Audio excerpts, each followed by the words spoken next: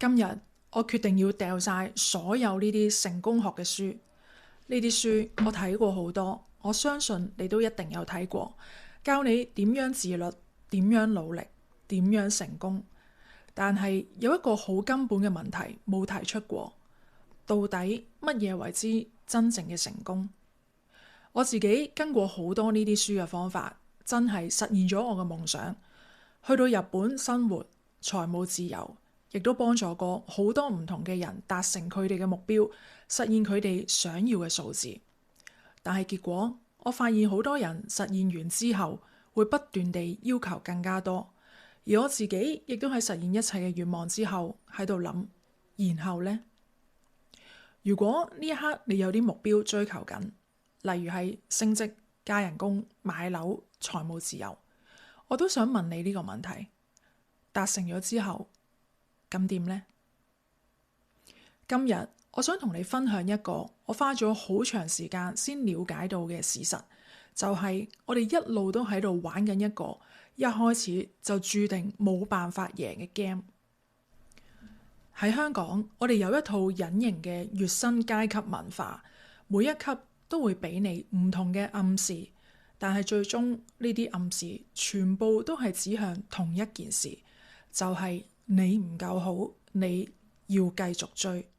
如果你揾緊萬幾蚊，社會定義你為基層，社會對你嘅暗示係你隨時可以被取代，你嘅時間係唔值錢，你只係能夠去茶餐廳食飯、住劏房，病咗你要去公立醫院度排長龍。個社會會話俾你聽，因為你賺得唔夠多，所以你嘅時間同埋尊嚴係可以被剝削。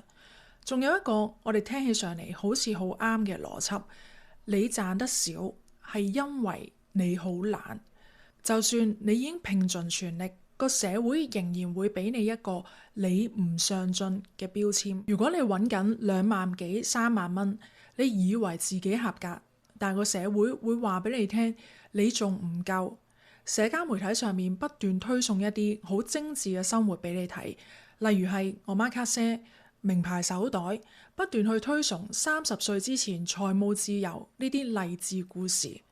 你會發現你以為嘅安穩，原來遠遠唔夠，甚至會開始驚被通脹取代。當你揾緊4萬至6萬嘅時候，你成為中產，睇落好似唔錯，但係同時你亦都漸漸失去咗自由。個社會話俾你聽，去到呢一個階層，你應該要有一隻點樣嘅錶，要揸一款點樣嘅車，你嘅仔女要讀國際學校。而當你開始去追求呢啲標準嘅時候，你就會發現慢慢變成咗銀行嘅奴隸。你亦都會怕失去咗而家嘅工作，因為一旦冇咗呢一份收入，你精緻嘅生活就會冇咗。到你揾8萬去到10萬蚊，你以為你終於自由？去到呢一個階層，你所有嘅朋友、你嘅伴侶，全部都係同你嘅職位掛鈎，因為人係傾向會同自己經濟同埋生活方式類似嘅人去接近。所以如果你一旦失去你嘅專業地位或者你嘅收入，你就唔再係呢一個圈嘅人，你唔再係受人尊敬嘅乜乜博士、醫生或者律師。越有錢，你越怕失去。你唔係一個人，你變成咗一個標籤。所以你睇唔睇到，基層俾生活磨滅咗靈魂，中層俾體面綁架咗靈魂，高層俾標籤替代咗靈魂。無論你係邊一層都好，個社會都會叫你繼續追、繼續跑、繼續去證明你自己。我呢排諗起一個故事，有一個商人去咗一條小村莊裏面度假，見到海灘上面有一個漁夫喺度捉緊魚，佢就行過去問佢：你每一日嘅生活係點㗎？漁夫答佢：我每一日朝頭早同老婆一齊食早餐，個仔就去返學，跟住我就會去海邊捉魚，捉夠今日全家人夠食嘅魚，我就會返去瞓晏覺。然後夜晚同老婆個仔一齊食飯，食完飯我哋就一齊去海邊散步。個商人聽到之後好驚訝，問佢：你每一日就係咁過啊？點解你唔去捉多啲魚呢？個漁夫問佢：捉多啲魚咁點啊？商人話：捉多啲魚，你就可以買更多嘅船，跟住你可以開公司。跟住漁夫問佢：開咗公司咁點呢？商人話：開咗公司，你就可以有更加多嘅人去幫你捉魚，然後你就可以好輕鬆、好悠閒，唔使做啦。漁夫又再問：咁唔使做之後又點呢？個商人就話：唔使做之後，你就可以每一日喺海邊發下呆，返屋企瞓晏覺。個漁夫就笑咗啦，問佢：我而家咪就係做緊呢啲嘢咯。呢個故事我哋聽起上嚟好似好好笑，但你有冇諗過，我哋又何嘗唔係一樣？我哋拼盡一生追求嘅嘢，其實好可能我哋已經擁有咗啦。我以前係一個吸引力法則教練，講顯化，講實現目標，幫過好多人達成夢想。我自己亦都用過呢啲方法，係真係得嘅。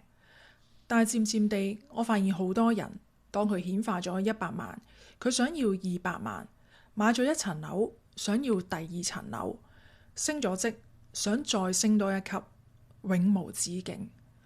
我開始問自己，到底我真係幫咗人，定係我幫人跌入一個更深嘅坑裏面呢？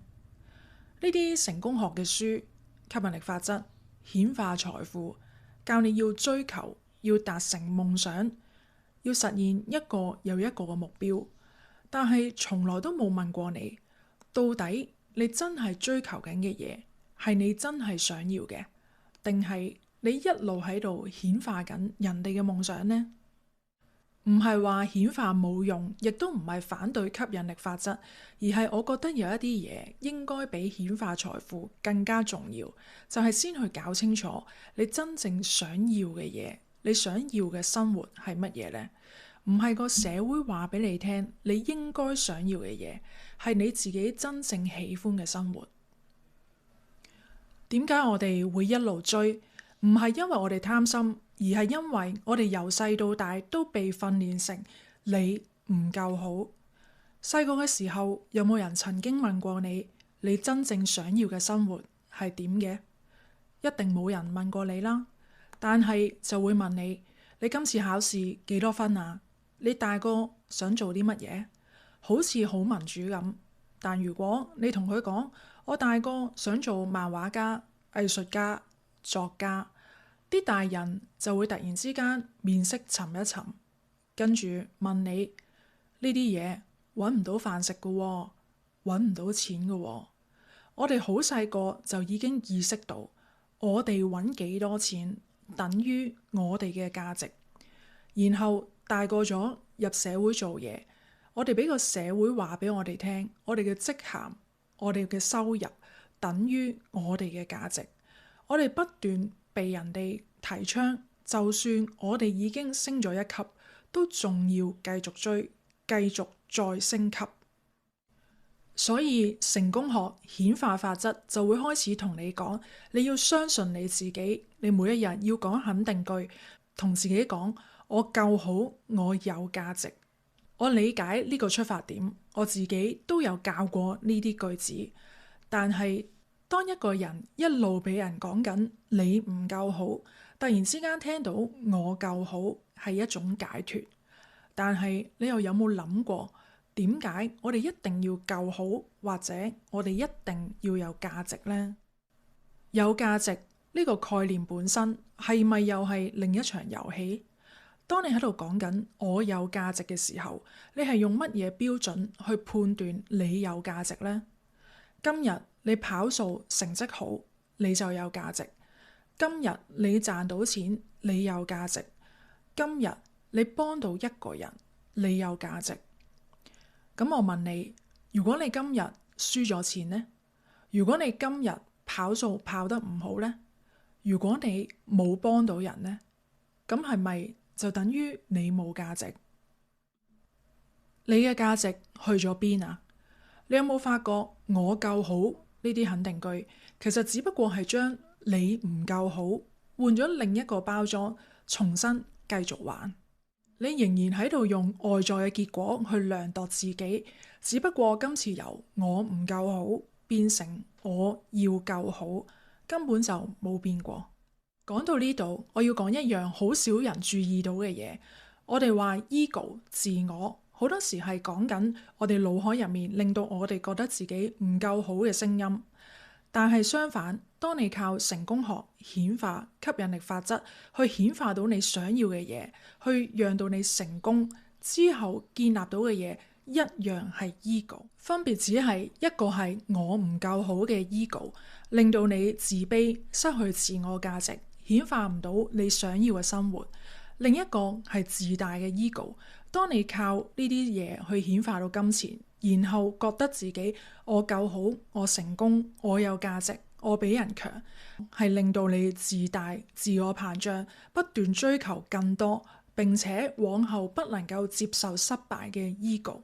呢兩個面向係同一個銀仔嘅兩面。